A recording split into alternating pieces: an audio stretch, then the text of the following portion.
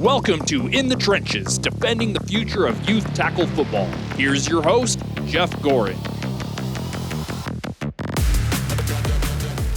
Welcome into another episode of In the Trenches, and today we have a fabulous guest, and a lot of people around here are going to want to view this video. Marcus, tell us who we've got. Well, today our guest is a man who dashed past and commanded his way into NFL lore. He's a quarterback whose legacy resonates in the legends of football fame. And during his tenure at Brigham Young University, he demolished records, laying the groundwork for a distinguished professional career. Please welcome Hall of Fame quarterback Steve Young. Marcus, good read, man. That was a good read. Steve, welcome. And thank you for being with us. Marcus, he started to get the introduction, and Marcus went into his I am here to tell you that. Yeah, that's a good read. That was good. Hey, Steve, I know your time is valuable, and we want to get right into it. So one of the things that we're doing within the trenches is we're getting perspectives from people like yourself that have played at the highest levels of the game, all the way down to guys that only make it through high school, and to see how youth sports, particularly tackle football, flag football, impacts the lives of youth. And one of the hot topics that's out there right now is government regulation versus parental freedom to choose. What are your thoughts on that? And, we've seen across the country 4 or 5 legislators attempting to ban tackle football from 12 and under. Well, and that's what, for safety, safety reasons. That's I just spent, I was at the NFL owners meetings this last Monday in Orlando, talking about the future of flag football and the future of football in general. And I would say that the NFL has tried to make football safer. I think that they continue to do that. They changed the rules this year about how to tackle from behind because people were getting hurt. It's really limiting the power of defensive football. The NFL is changing dramatically, and you'll see more and more explosive offense and easier scoring, which is what they end up loving anyway. So the game is getting safer. Now, is it safe versus soccer versus hockey versus, number of other sports? But to ban it with where we're headed and what the effort's been to try to teach good tackling, better coaching, better equipment, football. And I played it for 30 years, so I understand I could be totally biased. I get that. But I played a lot of sports, and I loved a lot of sports. But there's no sport that teaches the collection of values better than football. So if you are for development of boys and girls, because I coached girls flag football this last fall, and I was out of nowhere. I just did it on a lark because my girls wanted to play. It was the first time that it was allowed in California high schools. They have varsity girls flag football now, and they have and now you see it's going in the Olympics as well. The girls played football and loved it more than the boys because it's football at its core is choreography. It's dance steps. It's timing. It's detail. And the girls ate it up, and they got really good really fast. So, and the values that I love so much about football, why I really have a passion for football, are the values that are taught, came out in spades in flag. So flag football is football. And so in that way, I want football in our children's lives. And I'm an effort to try to make it safer. And I recognize that there are risks, especially in tackle.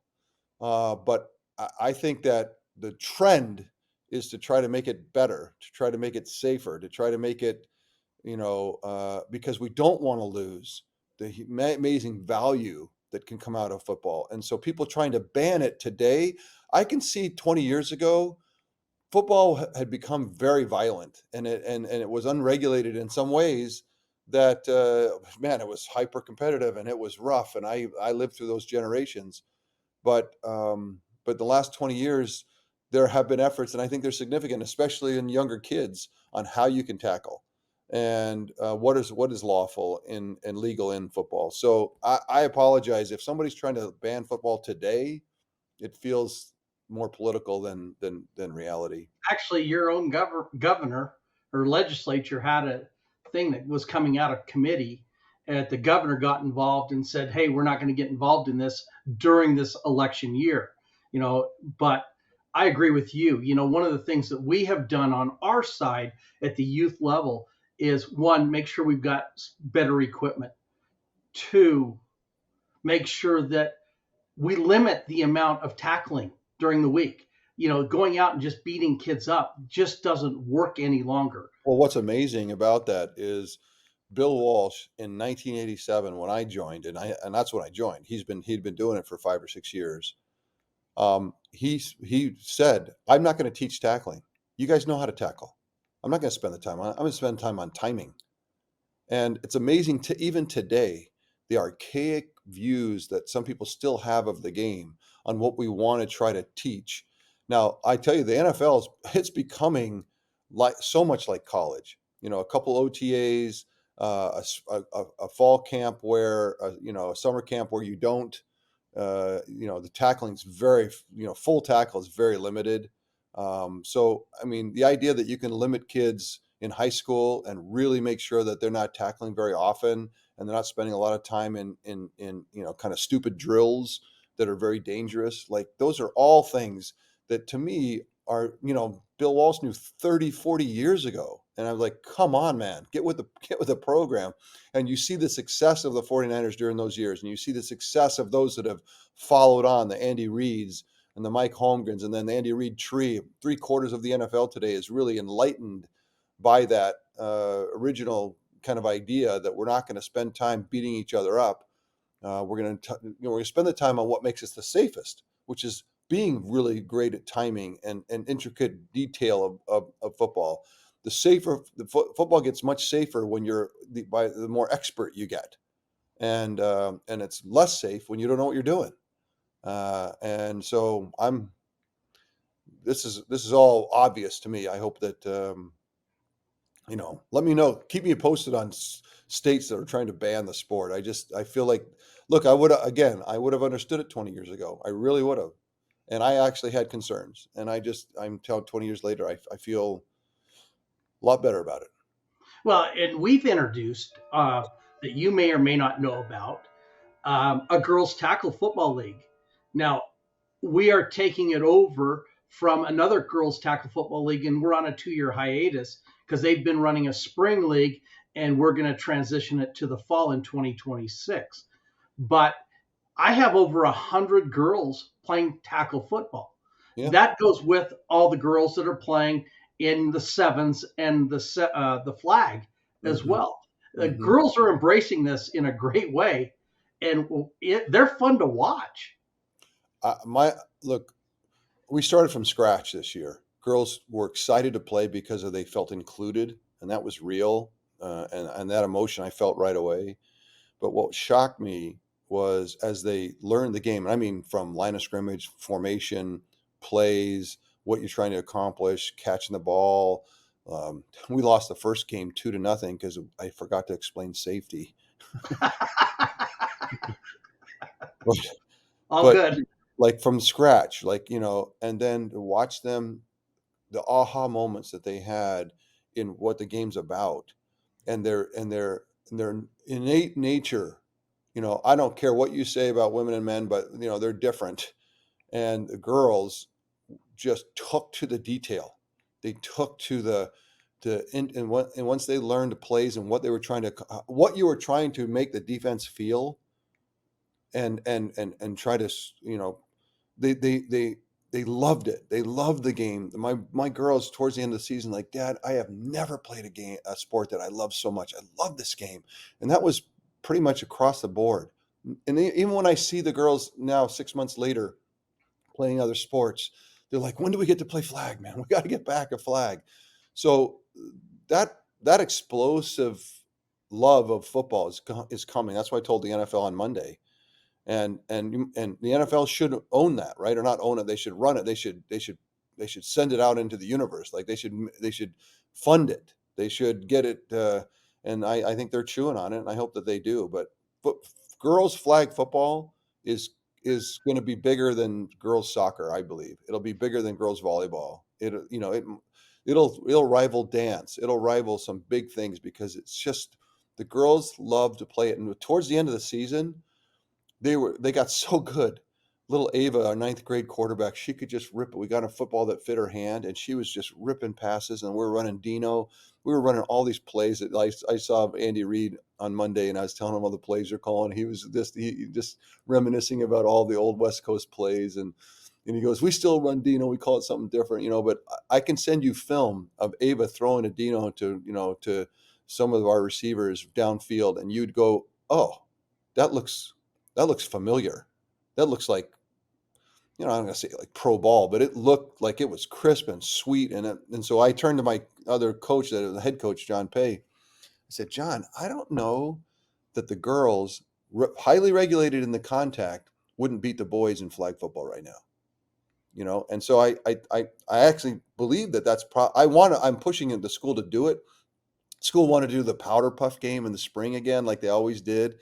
I'm like, powder puff is over. It's dead. That's just stupid, right? That's just disrespectful. Like powder puff is dead. If you want to play, we want to play the boys, and that's how we want to roll. You touched on something earlier that I want you to go into, because I don't think people necessarily understand the benefits and the life lessons that are learned coming from playing, a team sport like football. Can you expound on that, how that impacted your life and how it carries through to today? All of the most important life lessons I learned on the football field, mostly because there's very few places in your life where there is a field and it's lined and it's got a scoreboard and it's got a clock and it's got a score and it's got a play clock and it has witnesses that are going to tell you whether it's just there's human behavior on the football field. I always said was the truth because of those elements. And so accountability, number one, just a sense that there's the truest truth is that you're accountable for your mistakes. And there might be mitigation all over the field, people making mistakes, people doing the wrong thing. But in the end, you have to own the truest truth is that I'm in charge and I'm responsible. And so fundamental kind of accountability. Bill Walsh used to talk about love. He said, like, you guys gotta love each other. We got to have shared common experiences amongst each other over a period of time so that you can look in, you can be in the huddle under duress, under tight circumstances, look across to somebody that you actually have a relationship with. And so building that kind of camaraderie and that sense of shared common experiences and, making places for each other, respect and honor and love and all that stuff that goes with the relationship so that you can go out and work well together. I mean, it's a lot of people on the field, even on sevens, it's a lot of people running around. And so there's that part of it. There's the camaraderie, the locker room that, whether it's a true locker room or just out on the field, just the relationships that are built, they're deep and abiding because of the risks that you're putting yourself into in making yourself look like a fool. And they also that everyone has a different job. That we score a touchdown, yeah, somebody carries it across the line, but what does everybody else get to play a part in it? And so there's things that make football for me. The fundamental lessons of my life I learned on the football field. Okay, I'm gonna switch gears on you really quick. We have a lot of young parents now that see the NIL money, that see, things way, way, way beyond youth. What do you think the role of parents should be with their children playing football? Well, number one is that you don't play emotionally through them. It's wonderful. My daughter's suddenly exploded on the scene as a high jumper, and she's going to college doing it. And I'm totally supportive. And Barb and I are like love that she's excelling and doing this cool stuff, but I don't want to live through her. I want her to go be a great high jumper. You know what I mean? And her success is hers. And parents need to really work at eliminating the parts of themselves that live through it, that they, that makes them feel like they're better or special or they're doing something great. I'm not trying to say that you shouldn't be proud and happy and supportive, but you can't push your kids to bring something for you. And that's number one. And then once that they've chosen this sport or they love it and they want to do it into the future, then you gotta jump in and try to do everything you can to provide them with the opportunity. Any sport that they love or any activity. I have a music theater major. My oldest boy is on stage singing and dancing and acting, and I didn't know anything about that, but I had to get behind it and learn about it and figure out how to get him supported. And Barb my wife's like amazing at that. So I just, that's the number one thing is get yourself out of it. So many parents are pushing their kids because they have a dream that maybe they didn't, they're trying to fulfill a dream that they had or that they'd hoped for, or they want, it's like that stuff is corrosive. And Sue got to But be it could super. have been really easy for you as a Hall of Fame quarterback to push your son No, off but the stage back to the football field.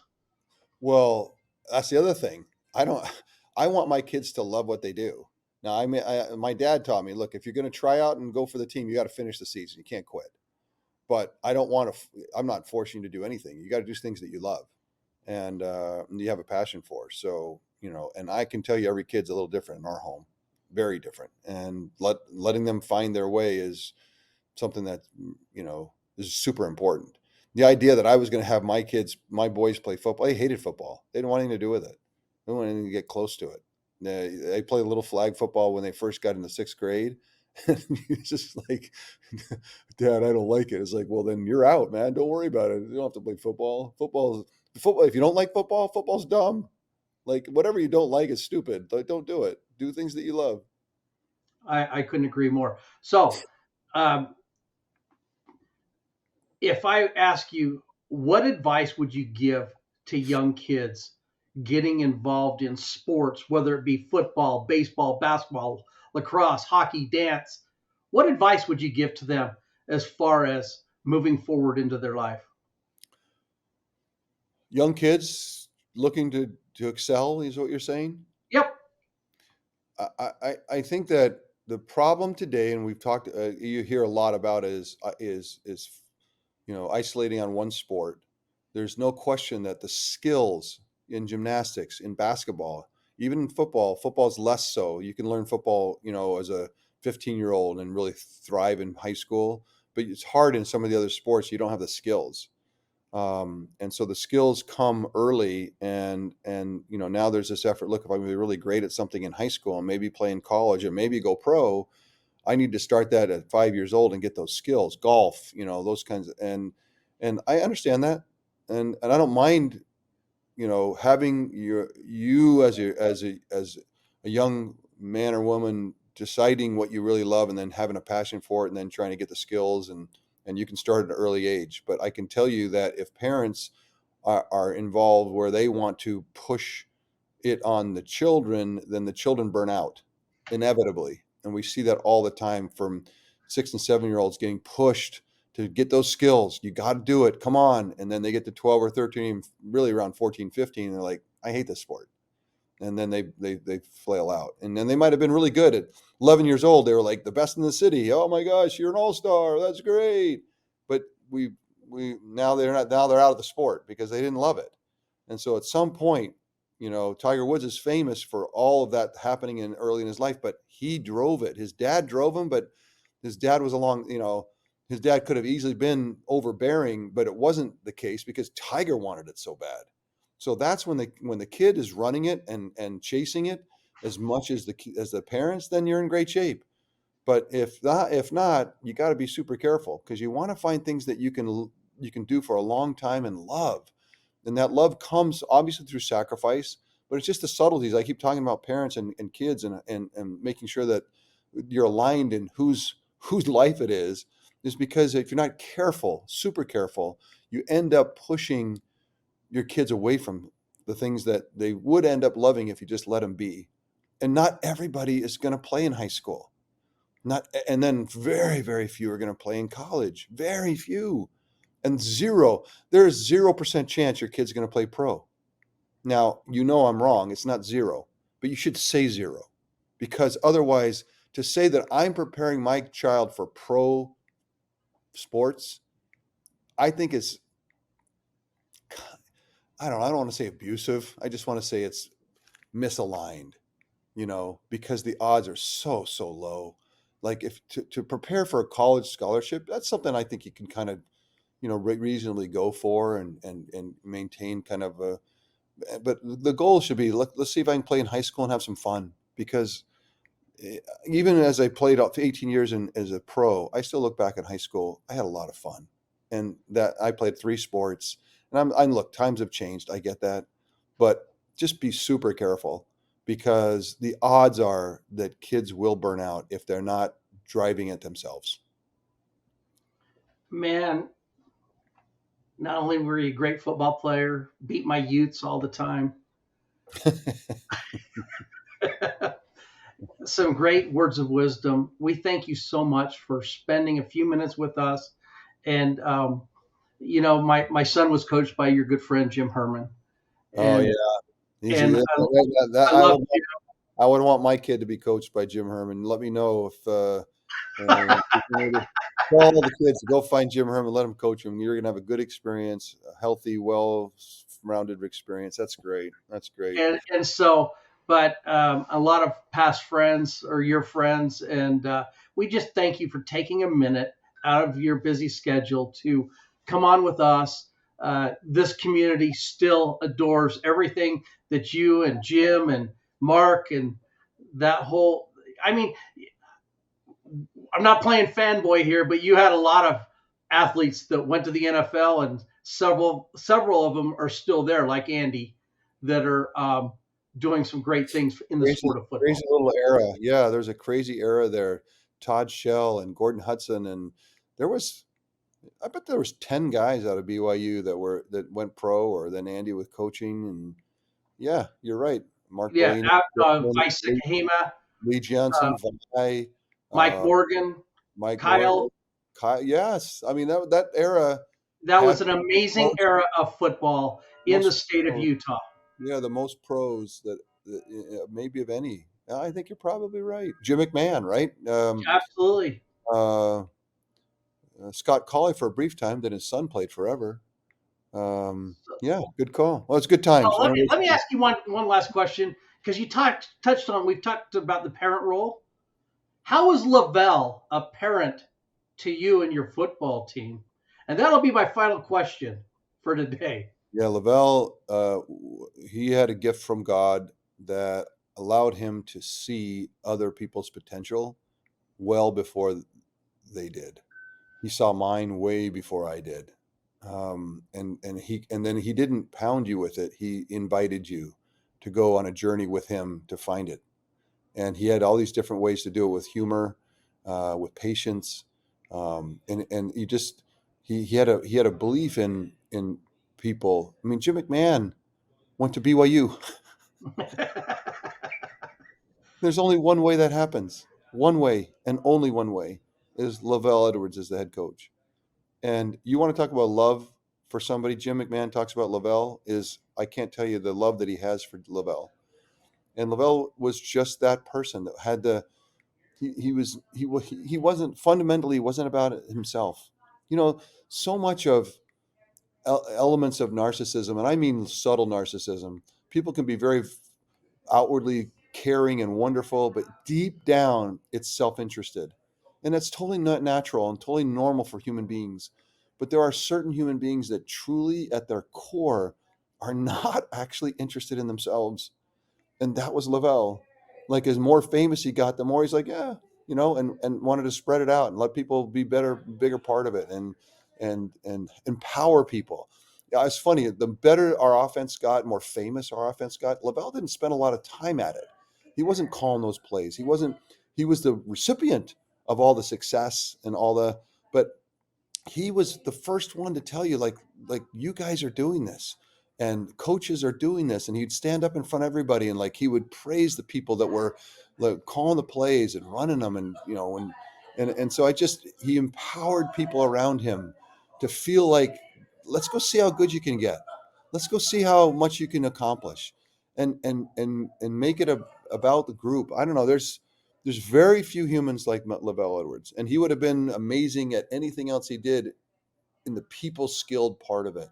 And I remember meeting Bill Walsh for the first time, and Bill Walsh and Lavelle Edwards were resonant people to me. They were very similar. Bill had other complications to his personality that were different than what I just described with Lavelle, but the kind of way they saw the world was similar. And that's why I thrived there in the 49ers, because it felt resonant with my time at BYU. And I'm really grateful for that, because I had been in Tampa Bay where it was like,